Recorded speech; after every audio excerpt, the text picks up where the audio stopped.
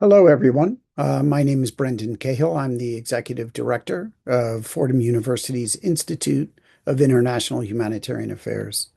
It's my pleasure once again to welcome you to our webinar. This is the first of a series on the future of humanitarian aid, and we're thrilled that the opening speaker will be Christopher Lockyear. The Institute of International Humanitarian Affairs was founded 25 years ago to prepare current and future aid workers with the knowledge and skills needed to respond effectively in times of humanitarian crisis and disaster. We do this through training, through an undergraduate program, through two graduate programs, and professional training. We also achieve this through webinars, conferences, meetings, seminars, exhibitions, publications, and research. We are always eager to collaborate with other academic partners, with humanitarian partners, and we have done so throughout our history, throughout the world.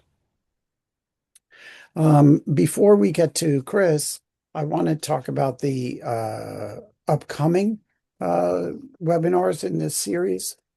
The next one will be on May 13th, and that's Sudhanshu S. Singh, who's the founder and CEO of Humanitarian Aid International. And Mr. Singh will explore the future of humanitarian aid amid political change, rising global crises, and shifting donor priorities, and especially regarding relocalization and how decolonization can reshape humanitarian work and create new opportunities for more locally led responses. On May 20th, we are then joined by Juan Chavez Gonzalez, who's the lead advisor for crisis risk financing at UN OCHA. That event will examine how humanitarian response can adapt to growing climate risks, conflicts, and global crises. Juan will share insights on crisis risk financing, anticipatory action, and innovative approaches that make humanitarian aid more efficient and prepared for the future. So again, we have one event on May 13th and another one on May 20th. And now for today's, Christopher Lockyear is a legendary and well-respected figure within the humanitarian sector. He served as Secretary General of Médecins Sans Frontières, the Doctors Without Borders, from 2018 to 2026, coordinating the organization's global efforts to provide impartial medical assistance to people affected by conflict, epidemics, and natural disasters.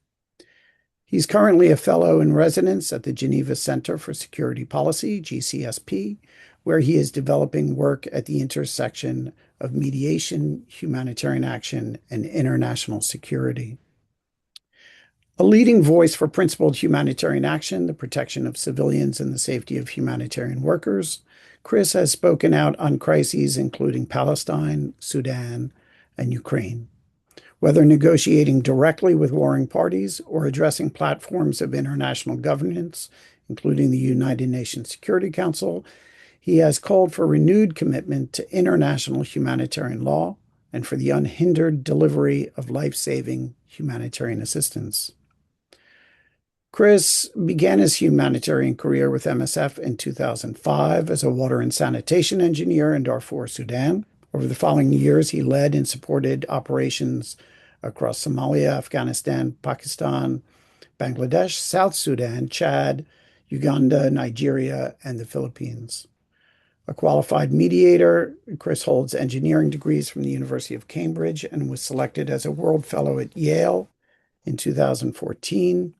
In 2017, he completed a master's degree in philosophy at the University of Exeter, researching the ethical challenges of contemporary humanitarian action. In 2025, he received an honorary doctorate of laws by the University of Exeter. It's really a thrill for us to welcome him here today. I'm sorry about the long-winded biography, Chris, but I will turn it over to you, and then we'll have questions at the end and close it up. Thank you so much, Chris Lockyear. Thank you, Brendan. I'm not sure I've ever been called legendary before, but I guess I'll I guess I'll live with it for the moment. Thank you very much for the invitation. Hello, everybody. As Brendan said, I'm Chris Lockyear, and until recently the Secretary General of MSF. Just very briefly, MSF is an organisation of almost 70,000 staff and works in almost 70 countries around the world, primarily in conflict areas, but also related to natural disasters and epidemics, disease outbreaks, and that sort of thing. The vast majority, like with a lot of humanitarian organisations, the vast majority of our staff are local staff, so working from the countries in which we're working, and MSF is relatively uniquely placed and very fortunately placed in terms of being a very largely independently and privately funded organization, which comes with a sort of a uniqueness in terms of decision making, in terms of sticking by humanitarian principles, but also a specific responsibility in terms of accountability towards patients and donors as a consequence of that. And a lot of my points, the points that I want to make today are formed through that experience, but I hope also by looking at the humanitarian sector a bit more broadly, including the UN system, but also what's going on a little bit beyond beyond the humanitarian sector. Because I think that if we're looking at the future of humanitarian aid, which is what this series is about, I think it is beholden on us to look broader than the humanitarian system, as we call it, itself, and look at what's going on in the world out there, which as humanitarians we can sometimes be a little bit reluctant to do.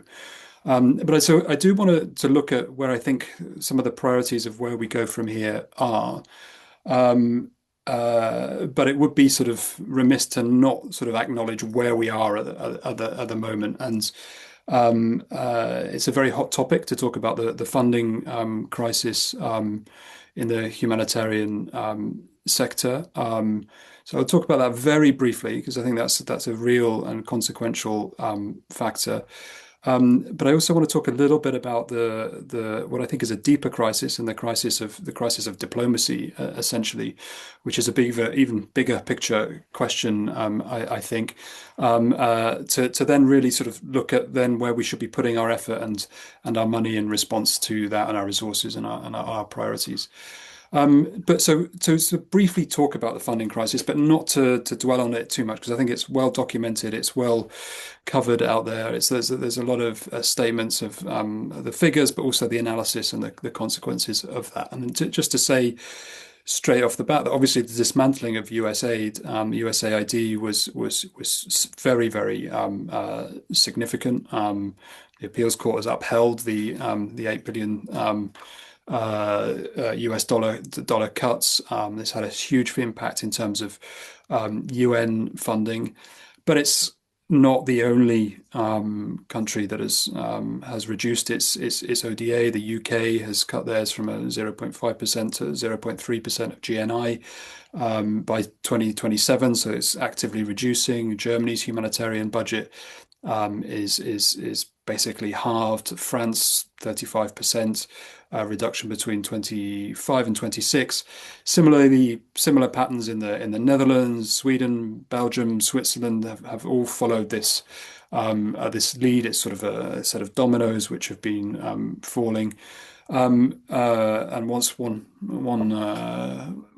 it's sort of almost a collective action as a consequence of being able of one reducing ODA, others following suit and using that cover. So I think it's important to acknowledge that is real, that is highly consequential, and we see that in the impacts of that directly in various contexts around the world. Take Bangladesh, take Cox's Bazar, where there is 1 million Rohingya refugees. the world's largest stateless population, almost entirely dependent on aid. And the 2025 UN response plan is just about 15% funded, and the World Food Programme (WFP) is having to halve food rations as a consequence, and as a consequence of that, severe acute malnutrition has risen amongst kids to around 27% last year. Similar impacts in South Sudan. 90%. The 90% USAID cut has forced the humanitarian response plan to halve its target population. And there are states, so the entire Upper Nile region, there's just 2 surgeons now operating in that state of South Sudan. So that's having real consequences. As MSF, we saw it in our clinics. Around the world, we could map the changes. Obviously, it's always difficult to be 100% sure in terms of correlation and causation. But in Yemen, our feeding centres hit a 200% bed occupancy rate at a peak last year, with over 35,000 malnourished kids admitted into our facilities. And in places like Afghanistan, at times the ICU bed occupancy rate was routinely running at around 150%. And so we see this from a sort of a systemic or a statistical perspective, but we also see it in terms of the conversations that we're having. I was in Omdurman in Khartoum in January last year, so 2025. And I was there just as the USAID announcements were being made. It was becoming clear the significance of the cuts that were being made, and I was in conversations just as they were happening with the Humanitarian Affairs Commission, so the Sudanese body responsible for coordinating humanitarian actors, and they were saying that the commissioner was saying that in the last day he'd had 5 calls from NGOs saying that they would have to reduce their funding, their activities as a consequence of the funding, and this was ranging from sort of water and sanitation to feeding centres, and so it was having an impact, a direct impact at that very moment. It was visceral. You could see the impact that it was having straight away, or going to have on the communities from that very moment. But I would also say that there is a compounding effect to what is happening here. We saw in MSF the rise in patients, in a number of patients in our clinics, because of sort of the collapse of the health infrastructure that was there. But at the same time, even aside from questions around inflation, as the sort of humanitarian architecture around us is reduced, things like in-country flights from WFP, the Unhaus Air Service, reduced the cost of just staying the same. Even if you have the same number of patients, the same number of beneficiaries, the cost of supporting those people goes up. Because it becomes more expensive to fly, it becomes more expensive to just maintain the activities that you have, and that's even before you start to look at inflationary impacts as well. So the maths is brutal, and the curve's not bending in the right direction. And all this to say, and I think it's probably fairly obvious with considering events over the last few weeks and months, that this is not to say there's not enough money in the world. Global military spending hit around $2.7 billion last year, which was the 10th consecutive annual increase. So we're not running out of money, we're running out of political will, and the cuts that we're seeing are choices, the choices that are being made, which didn't have to be made, considering some of the other things that we are spending money on as a global community, including the wars that are going on around the world at the moment. but I don't want to go too much deeper in terms of the funding, because in a way that's a symptom, and the disease that we have more broadly is more broad, and we run the risk of sort of just focusing on the symptom, with just talking about more appeals, more donor conferences, sort of more financial burden sharing, which I think actually could be not so much a distraction, but if we just focus on that, we're going to miss the bigger picture. Because, as I indicated earlier, I think the crisis of diplomacy is arguably bigger than the crisis of funding, or at least important one to establish first before we can address the funding question. Um, and I think some of the numbers or some of the facts that we should be really aware of if we're looking at what the future of aid should or could be is the rate of increase of conflicts. The last 2 years have seen the record highs in terms of the number of state-based conflicts. So we're up to 61 in 2024, and it's looking at being higher this year, which is the highest since records began in 1946.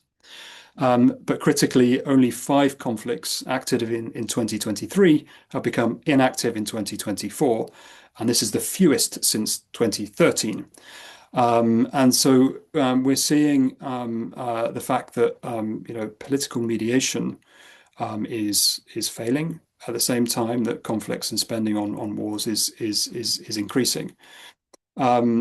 And if we look at this structurally, and we look at, for example, some of the indicators around the UN Security Council, for example, the body charged under the UN Charter with primary responsibility for peace and security. If you look at some of the trends there, this is an important figure for me, in that in 2009, between 2009 and 2024.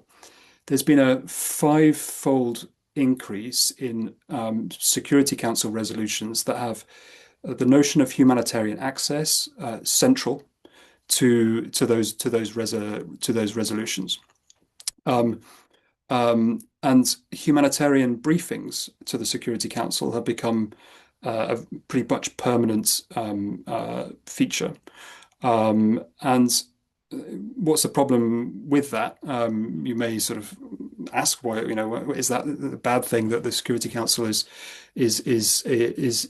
talking about humanitarian access when the humanitarian needs have also gone up about 5-fold, from around 57 million in 2015 to over 300 million today. 5 times as many people in need, 5 times as much humanitarian language at the Security Council. Is that a bad thing? Well, I would say that actually this is an indication that the UN Security Council, or its member states, both the P5, but its elected members as well, and the whole sort of abstract notion of the Security Council is rather than doing the peace and security work, is defaulting to the work around humanitarian access and humanitarian negotiations. And often as humanitarians, we talk about a humanitarian system failure. How do we improve the humanitarian system? How do we improve coordination from a humanitarian perspective? How are we more efficient from a humanitarian perspective? All very relevant questions, but I think we need to be clear that before the humanitarian system, there is a peace and security architecture and agenda which is failing. And if we're going to look at the future of humanitarian action, what it's going to take to care for people around the world, to be able to show solidarity to people around the world, for people caught in war, in famine, who are displaced, that it goes much broader than humanitarian aid itself, the humanitarian system, and we should be looking at this more as a human problem than a humanitarian problem in essence. And so with that at its core, that we should be looking sort of from a more inclusive human perspective than just a humanitarian perspective. There are, I think, 3. I'm trying to think of where do we go from here, considering these 2 fairly fundamental sort of background factors, which I think are pretty crucial.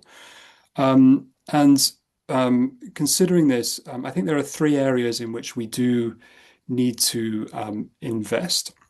And when I say invest, I'm trying to work along the lines of things that don't cost financially a significant portion of the aid budget that should be present should be used for direct delivery of services that can have a big impact. And so I think there's three areas where, as humanitarians, we really need to challenge ourselves to go further and to look beyond our normal box, if you like. The first is the notion of humanitarian diplomacy. And I say this with some reluctance because I think in accepting the need for humanitarian diplomacy is to accept that the broader peace and security system is failing, as I was saying before, but maybe more importantly than that, that we're actually could be consolidating that failure. And I'm going to explain that a little bit more. Firstly, I think it is pretty commonplace at the moment that access to aid is a weapon of war. In many cases, is being used as a weapon of war, but we should be honest and open with ourselves that humanitarian assistance, is a lever by belligerent parties, and sometimes as humanitarians. And actually, the diplomatic community as a whole can treat humanitarian assistance more as a logistical problem than a political or a strategic one. If you take the case of Sudan, for example, there's a fairly accepted understanding that humanitarian hubs in critical areas are needed to establish a sort of a network of humanitarian response that can actually reach the millions of people in need in Sudan. But if you take a humanitarian hub in a Sudanese Armed Forces controlled area versus an RSF controlled area, they are from say somewhere like Zilinji, for example, in Darfur. They may look very similar. They may do very similar jobs from a satellite. They look exactly the same, but politically they're entirely different beasts depending on who you are, whose territory they're in, who you're negotiating with, and I think that we need to acknowledge that as humanitarians and start to look a lot more comprehensively at our negotiations for being present in such conflicts and contexts, which means that we need to be negotiating access agreements with the sort of rigor and the architecture that ceasefire and peace mediation agreements have been developed in the past. We need monitoring frameworks, we need verification frameworks, and there needs to be sort of consequences for non-compliance, not just sort of letters of understanding, but real frameworks with teeth and robust accountability there. And I think we also need to, at the same time, work with states to have a conversation about what their legal obligations are when it comes to facilitating humanitarian assistance and building, diplomatic consensus around the need for humanitarian access, so that it limits the risk of it being weaponized. But at the same time, understanding where there are legitimate grounds, often on security or sovereignty arguments, for states to insist that humanitarian assistance is carried out appropriately, ensuring that it is not used for any nefarious activities, to take the sting out of the tail of having humanitarian assistance on your territory. So I think we need to sort of push ourselves to go further in terms of understanding of what humanitarian access actually means for states and for belligerent parties. I think we need to in a way look at it as, diplomacy is logistics by other means, and actually say, have a truthful conversation with ourselves at what's at stake here. So that's the first area that I think we need to invest in. The second area is around accountability. And I think it's going to be, I think the distinction between humanitarian action and accountability is becoming harder to justify, and in some cases, impossible. And I think that without really making an effort on this front, it's going to be harder for us to be able to maintain our access in many areas of the world. Now, I want to go a little bit deeper than just simply saying accountability, because I think we also need to challenge ourselves to go beyond simply saying, oh, nobody listens to IHL, international humanitarian law, it's just being disregarded. There's impunity out there in the world. Indeed, and so what do we do? What do we do about it?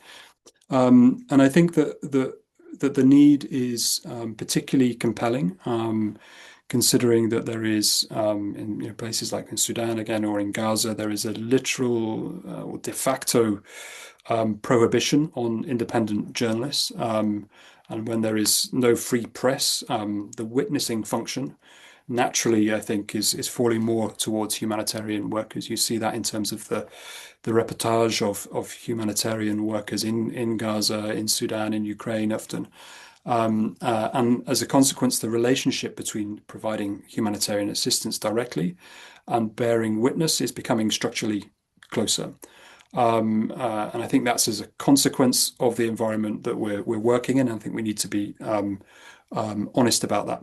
And I think there's an operational element to that.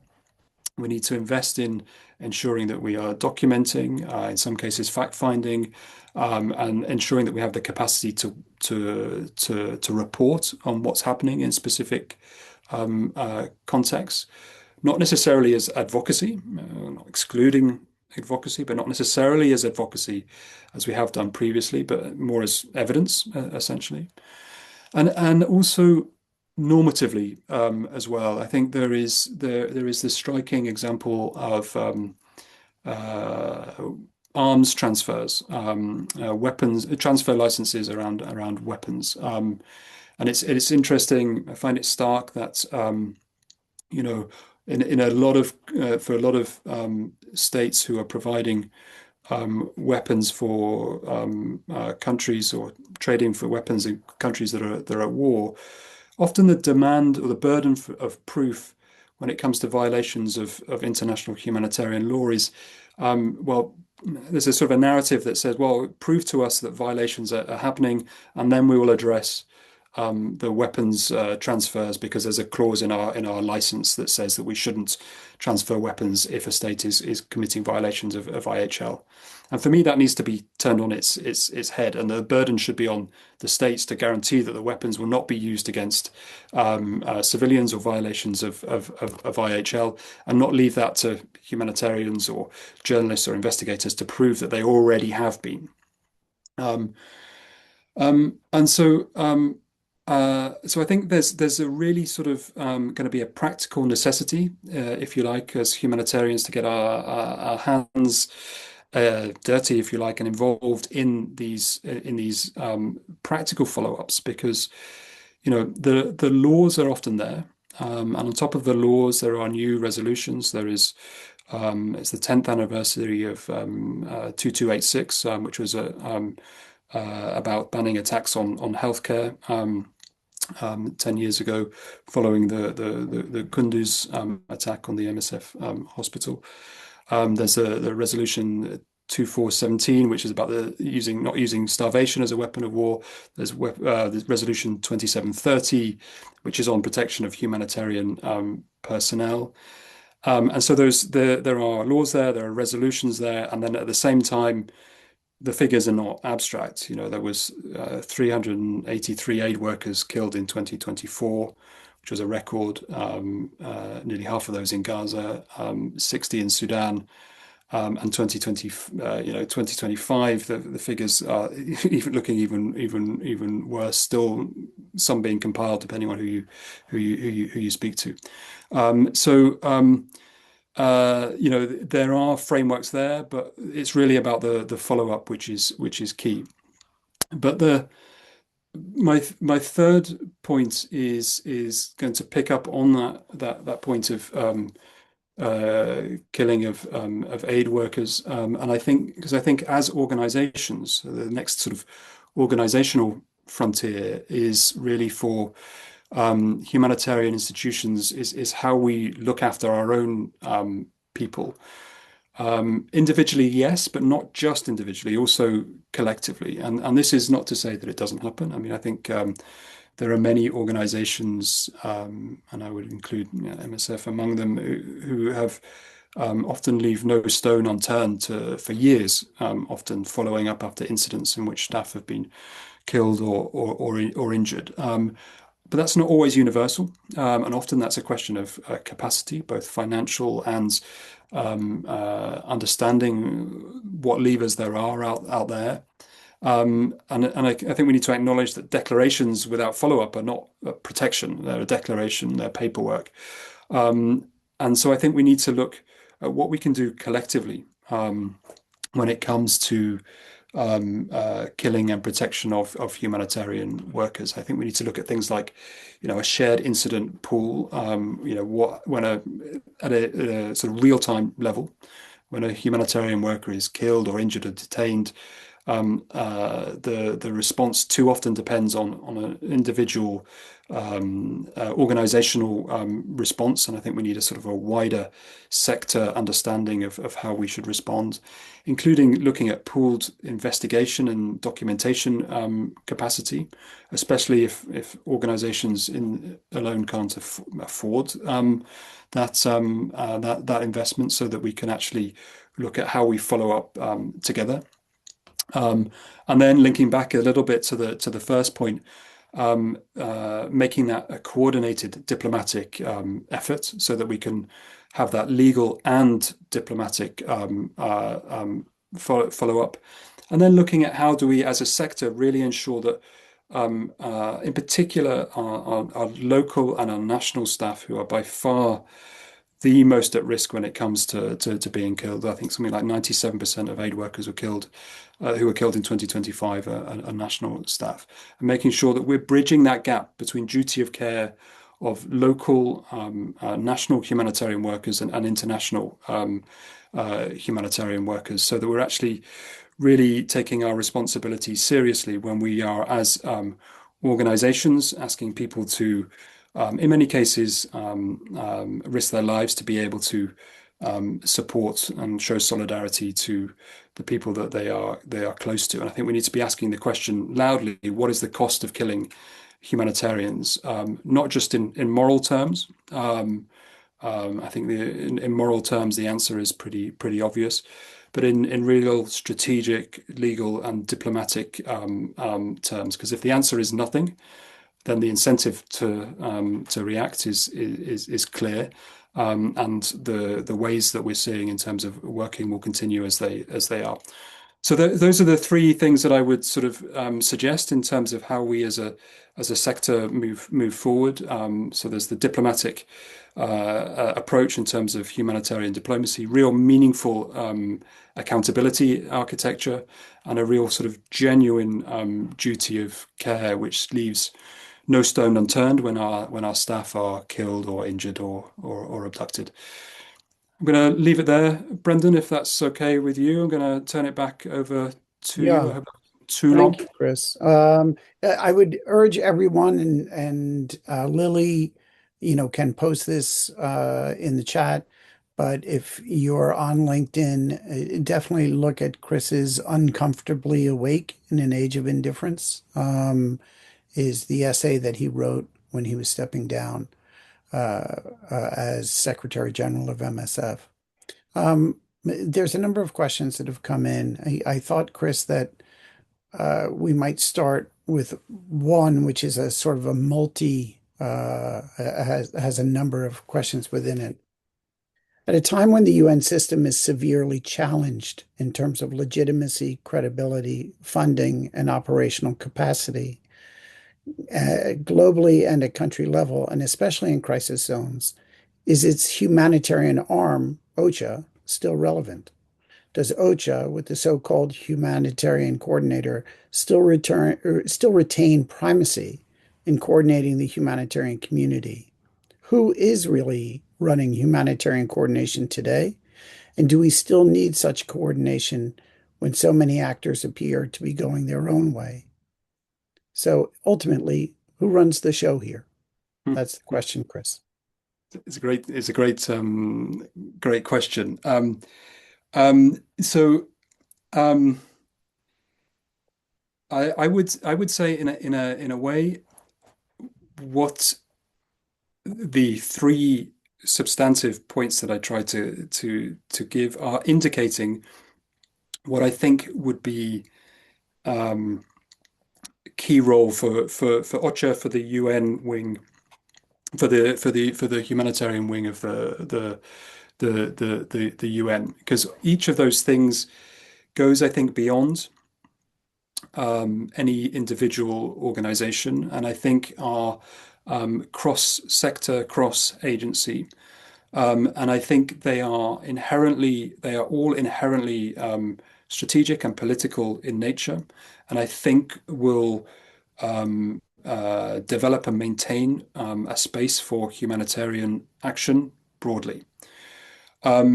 So I would say that it is at that level that, the UN should be operating when it comes to a humanitarian perspective. If you're looking at the case of one of the things that we appealed to the Security Council on when it comes to Sudan was what we call the Humanitarian Compact, which was essentially taking all of the practical things that you need for humanitarian access in Sudan, acknowledging all of the politically painful elements in that, putting that on the table and saying, let's have that conversation.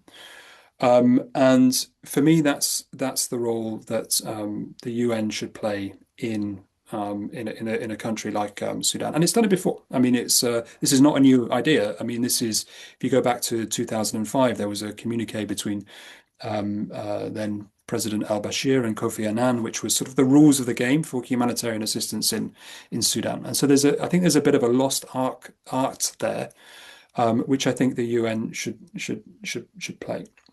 When it comes to, and so in a way, it's a bit more political than coordination. I think coordination is in itself. I think until we fully acknowledge that, while there are vertically parallel lines of funding going up to various donor governments, each with their own set of criteria, I think there is going to be a loyalty to that funding line, which supersedes the loyalty towards the coordination. And so I think for meaningful coordination, whether it's OCHA, whether it's any other body, that needs to be addressed. And some donors are more proactive or more, let's say, progressive in that domain than others. Some are still very project-based, and some are sort of forcing coordination. But until that funding in itself encourages coordination, I still think there is going to be competition between different organizations, be they UN agencies or NGOs. At the end of the day, money talks in that sense, and there has to be an incentive, a financial incentive to coordinate. But I do think there is this bigger political question in terms of what can we do from looking at the humanitarian sector a bit more politically. And I think that's the role that the UN and OCHA in particular can give to have a much more strategic impact in terms of the humanitarian system more broadly. Thanks. Thanks for that. The next question comes in from Jacques Onanga. Jacques writes, Secretary General Guterres has been very vocal about the weakening of multilateralism, growing humanitarian funding gaps, and the difficulty international institutions are facing right now. As the next Secretary General selection approaches, do you think new leadership at the United Nations could help shift some of that momentum, or are the geopolitical divisions today simply bigger than any one leader can realistically address? I think clearly we need to be reasonable in terms of expectations that we put on the next Secretary General. I think she will have a very um, uh, tough challenge in terms of bringing consensus around some of the very multilateral, the challenges around the multilateral system. However, I think that by prioritizing very firmly, in particular, I think that if the UN system, the UN Security Council, but more broadly the sort of the mandate of the Secretariat and the mediation capacities that the UN has, if that can be revitalized as a go-to organ when it comes to conflict resolution, I think if that's a primary priority, I think that the Secretary General can play an important role in that, which can reinstate the role of the UN as a go-to when it comes to political mediation. That's if you like an optimistic view, but I think we have to be. I think we should be in a situation where we are supporting the UN to carry out that role as the be all and end all when it comes to peace and security, and then as a consequence of that, the impact on the humanitarian sector. So certainly it's bigger than the Secretary General, but I think the Secretary General, if really focusing and prioritizing on that, above and beyond anything else, can have a consequential impact in terms of multilateralism. Chris, I have two questions that I'll pose from one of our listeners. One is, what role should international organizations play versus local communities in future aid systems? And maybe together with that, do you think traditional humanitarian models will remain effective in the next decades? So again, looking to the future in both these cases, how do we see the change? Yeah, I think so. I think there there is a risk of being dogmatic in a response to that. So um, will traditional humanitarian models be effective as a whole? No, but are there good things in those models? Absolutely, and there are things that we should be very aware of. So, for example, I still come from a very ingrained perspective that for neutrality in a polarized conflict, there is value to having people who are not inherent in that conflict to be able to facilitate decision making and to reduce pressure. That doesn't mean that they have to come from anywhere particular in the world, but I think that there is an element of that international solidarity which is important. At the same time, there are some things which local organizations continue to do much better than international organizations. I think you see, for example, in places like the Sahel, in places Mali, for example, the role that local negotiators play in terms of humanitarian access is literally at the forefront of how we provide assistance to people in those areas. And by we, in this sense, I mean the humanitarian community as a whole. I think when we talk about local as well, we also need to look at societal structures. So in the case of MSF, ministries of health, for example, but also things like water and sanitation boards, electricity boards, that sort of thing as well in terms of how we're partnering.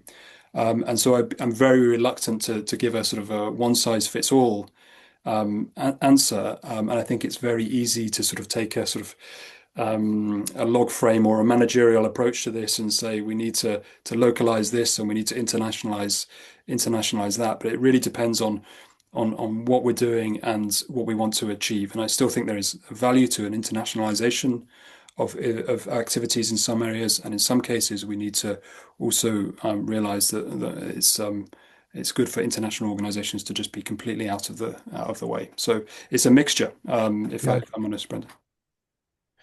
Okay, the next is from Lorena Nieto, my old colleague. How do you balance the myth of humanitarian principles and humanitarian diplomacy when the red lines of principles have already been crossed?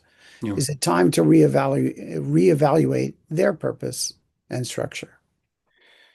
The purpose of the principles, is that Yeah. the yeah, yeah. I mean it's and it's that's a great question as well. And it's one of the reasons why I said, I say it reluctantly, because I think we're very much in that territory. I also think that there is a growing risk with the trends that we see around, that I was mentioning, in terms of the Security Council, which is emblematic but not unique, that often I think we're seeing more and more a case of humanitarian access being used as a confidence building measure in political mediation, which is, for me, it's almost unthinkable that humanitarian assistance should be something that could be traded off in a political negotiation. And I think that the reality that we're seeing is that these things are often intersecting a lot more. But I think also at the same time, we really, as humanitarians, we set ourselves in a bit of a neutrality trap.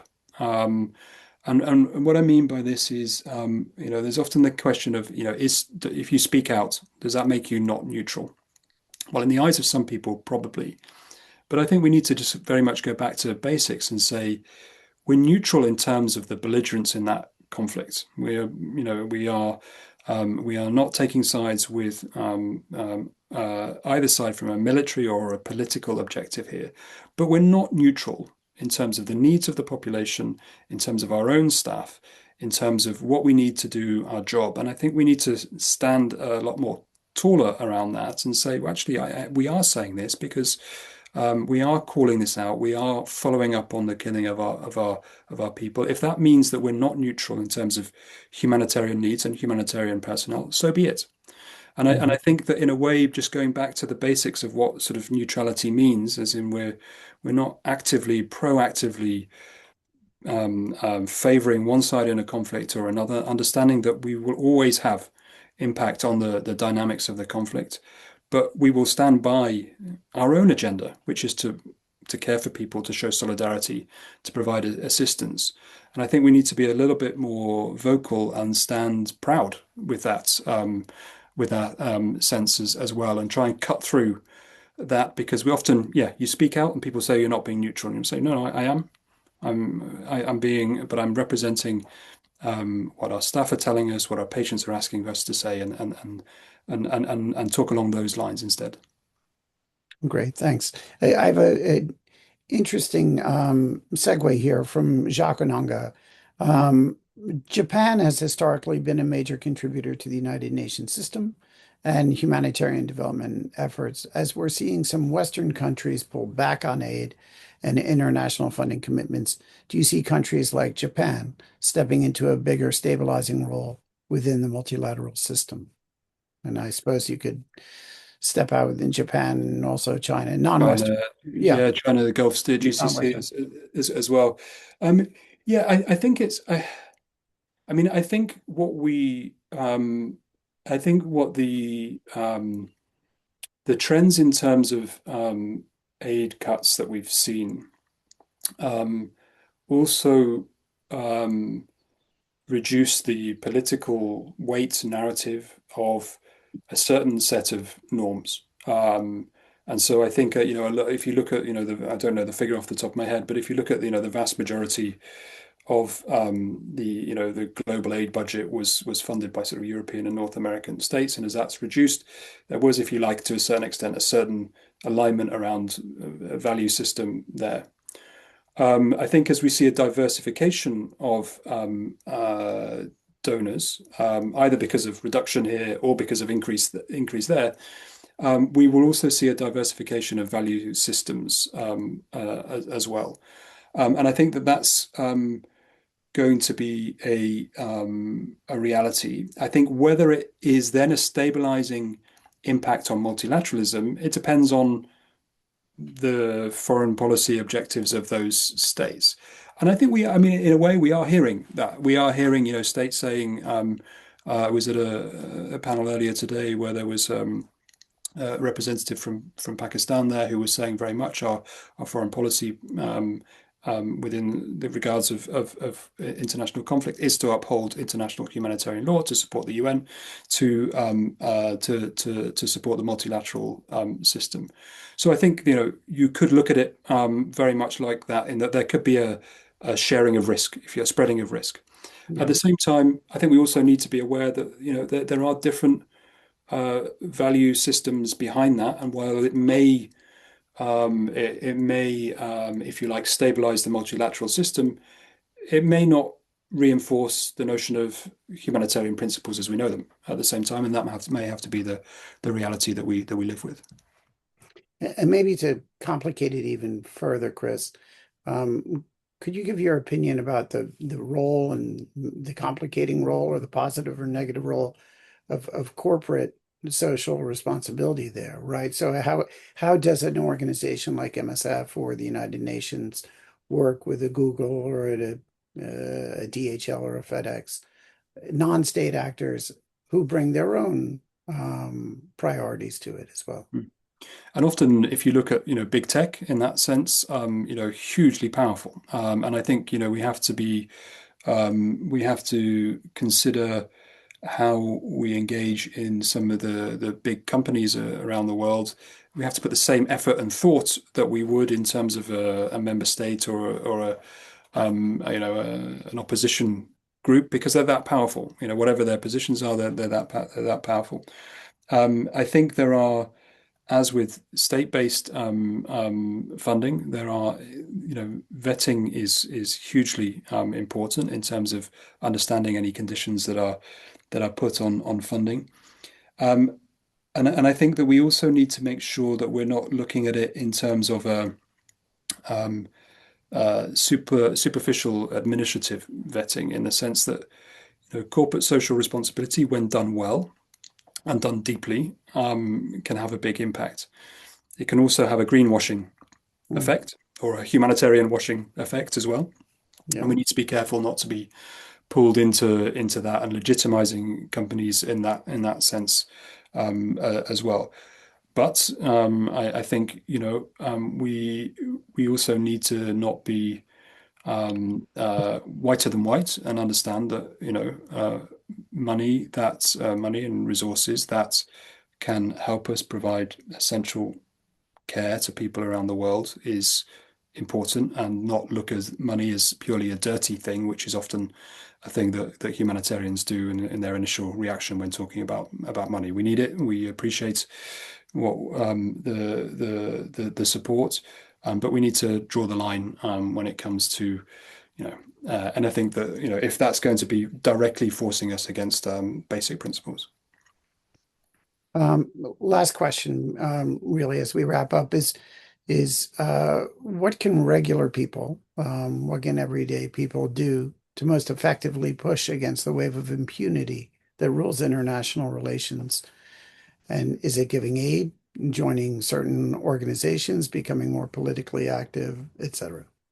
Yeah, I think I think what we ultimately need to be working towards, and it was a comment that I made in the essay that you Yeah. referenced, is how do we develop a sort of a constituency or a community of care, and that is, how do we ensure that we are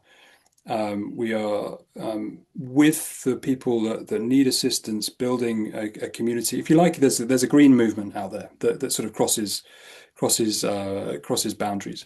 How can we replicate that from a humanitarian perspective? What lessons can we learn from that from a humanitarian perspective? And that's going to require a huge amount of sort of skill set and coming together. In some cases, it's going to be direct, hands-on working for a humanitarian organization. In some cases, it's going to be supporting an organization which is trying to run a court case against, strategically litigating against somebody that's committed war crimes. It can be donating to a humanitarian organization. It can be writing to your senator or your member of parliament to reverse a decision on aid cuts. And all of these things, I think we need to value for what they are, and realize that it has to be a big collective efforts. As I was sort of saying, we have to look at this more than a humanitarian problem and look at it as a human problem and a human initiative. And how do we create a constituency of care which goes beyond borders? Thanks, Chris. There's as I mentioned, I want to thank Chris for what he spoke about today. His 3 points that he made around humanitarian diplomacy, accountability, looking after our own collectively and individually. I would urge you all to read his essay, Uncomfortably Awake in an Age of Indifference. It really is thought-provoking, as frankly were the comments that arose from it. I think we need more conversations like this and more interventions like this.